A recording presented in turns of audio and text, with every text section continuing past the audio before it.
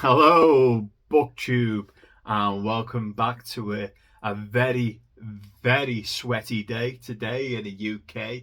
It is absolutely warm, and that's why I'm a little bit of a red face at the moment because I am just sweating my cobs off. And you know what the annoying thing is? It's not sunny outside. It's overcast. So it's that warmer, that sticks to you and clings to you, and doesn't matter what you do, you just can't get comfortable at all. So after that moan at a little bitch, I thought I might do a little bit something different today. Do my a bookshelf tour, but not books. There's a few things in this little box room that are not actual books themselves, and a big proportion of that is board games. The the board games live right at the top here and right at the top on this side as well. I couldn't think of a good way to actually film it without flying off a chair. And so I thought I'll do that. I'm a big board game player. I love playing board games. I've never laughed so much while playing board games. I'm that kind of nerd, to be honest with you. And I don't know why. Don't ask me to explain it. I think books and board gaming marry up quite well. Don't ask me why. That's what I think anyway. I can't explain it. So I think I haven't got. I've got the base board games down, but the expansions are still on the shelves. There's no point in showing you that because there's enough down here to me ramble on for quite a bit. So let's get through them. I'll show you each one and give you a brief description of what they are. So the first one is this is the Fellowship of the Ring, the trick-taking game. I think this is quite new. It came out last year, I think, and it's a trick-taking cooperative game. So each player has got their own hand of cards that the other players can't see, and you're working together to complete each character's criteria. So let's say it's a four-player game, and you're playing Merry, Sam, Pippin, and Frodo, and each character have their own little thing you need to do. I don't know if you can read that on the cards or not. Maybe not. For instance, Frodo's got to win two or more ring suit cards, and you basically got to complete them all with everybody around the table not knowing what's in your hand. So it's a really, really good. I've not completed it yet. I'm in the Mines of Moria. I cannot beat the Balrog. It's absolutely crazy hard. So that's the first one. Oh, the next one is I think it's a solo only card game. This is Onirim. This is where you're stuck in a cat's nightmare. And basically you got a hand, you got like a trail of cards that I think it's three or more of the, you can't match, each card's got like a symbol, a key. You got a sun there and a sun there. And you've got to get like three different ones matched up together to unlock a door. And once you unlock two of the same coloured doors, you can escape the nightmare. And it can be quite difficult. The expansions are in this little box as well, but I've not played the expansions. I've played the base game because the base game's hard enough. I think I've explained that right. It's been a long time since I've played this. I think it is. You can't because they go on a row. You can't have the same symbols next to each other. And as soon as you've got like I can't remember. You get the gist of what you're doing anyway from that explanation. Oh, the next two. Oh, it's a trilogy, but the last one is not available yet. This is Campfire Delve. This one's the first one, which is completable. That one is absolutely solid. So this is, I think every time you get a box, it goes up by two players. So now that's a four-player game. So I think if you get the last one, you can go up to six players. It's basically you each grab a character, and you're trying to go through this deck of cards here, and there'll be like enemies, there'll be obstacles, there'll be traps, and you need to work through them before you get to the boss. So as soon as you get all the way down there, you can start to fight the boss with your characters. And there's exhaustion cards where you can really mess up your game, and everybody shares the same health token. It's really, really good mechanisms behind this game, and the card quality is absolutely fantastic.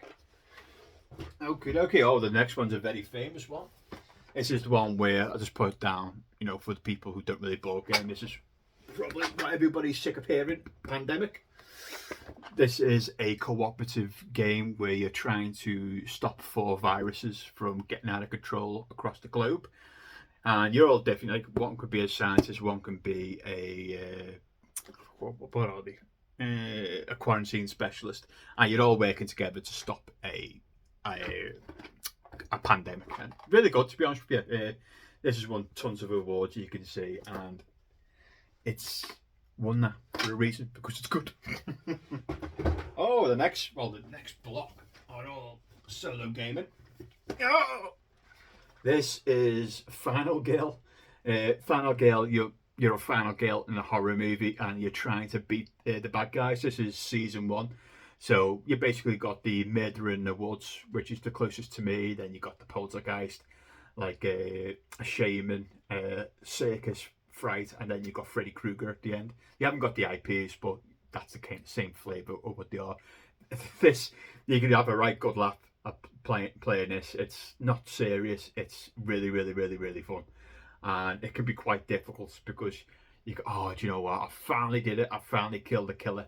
And then you flip over the last health dial that he had, and all of a sudden he comes back because he's got more health. You're like, no! Or you can die. But counter that, that's the same for you as well. If the murderer gets you, if you flip over your last health dial, you can come back as well. So it acts like one of those horror movies, and they are fantastic. I think there's 4 series of Final Girl right now. Well, didn't mean to do that. The next one is, I want to talk about, this is Lord of the Rings 11 card game. I've got absolutely tons of them up there. There's thousands and thousands and thousands of cards. A lot of it's been discontinued now, so you can't get it, and they're really, really, really expensive. And all this is, you're battling. You can either go through the Lord of the Rings, the movie, so you're trying to defend Helm's Deep or Minas Tirith, or the Hobbit. But all Fantasy Flight Games, the guys who make this have made their own little stories as well. You can fight through. This is really, really, really good, to be honest. If you like the Lord of the Rings, pick up these. These are the new boxes, and you can pick these up now. If you like the Lord of the Rings, pick up this. They are really, really excellently done games. I think it's a 1 to 4 player. Yeah, 1 to 4 players. And yeah, they're really good, and some of them are really, really, really hard. Oh, for your Star Wars fans, this is Star Wars Outer Rim. This is when you're playing bounty hunters, so you just be Han Solo in there, there'd be Chewie, IG-88 or whatever it is, and you're basically trying to gain the highest notoriety by going around the Outer Rim, doing things like bounties, doing deliveries. You can fight each other. This is a really, really good game. It's probably one of my favourite Star Wars games, to be honest with you. I know a lot of people like that Star Wars Rebellion, but first of all, I think it's only 2 players, and it can take ages, that game. And this isn't. This is the complete opposite of that. This is a quick, fighty, flying around the Outer Rim, trying to get, trying to be the best scoundrel or bounty hunter you ever want to be. Okie dokie. This is the expansions in here. Hang on, I need to make sure it doesn't fall out. This is Cascadia. This is a very Zen-like game where you're trying to build habitats, and you score different points if you follow the cards on here. So on here you can only put 2 bears. No, you really can't see. You can only put 2 bears next to each other. You put a third bear, then you won't get the points. And it's a tile laying game, so you'll be putting tiles, and you're putting the animals on top to score the points. It's a really, really, really good, easy to learn game. This is very much a starter board game, and it's fantastic. To counter that, mind you, maybe not to counter it, it's very much a you can easy learn it, but it's hard to master. A bit like chess. This is the White Castle. This is a dice and worker placement game. This is when you're taking dice from the bridges here, and then you're placing them around the board to gain resources. And those resources, then you can start to play your meeples and gain further resources and victory points. This is 1 to 4 players, yeah, and it's a good game, but it's a thinky game. Okay, this is probably one of my favourite solo only games. This is Under Fallen Skies. Look at that, that's a beauty, that, isn't it? And it's basically Space Invaders.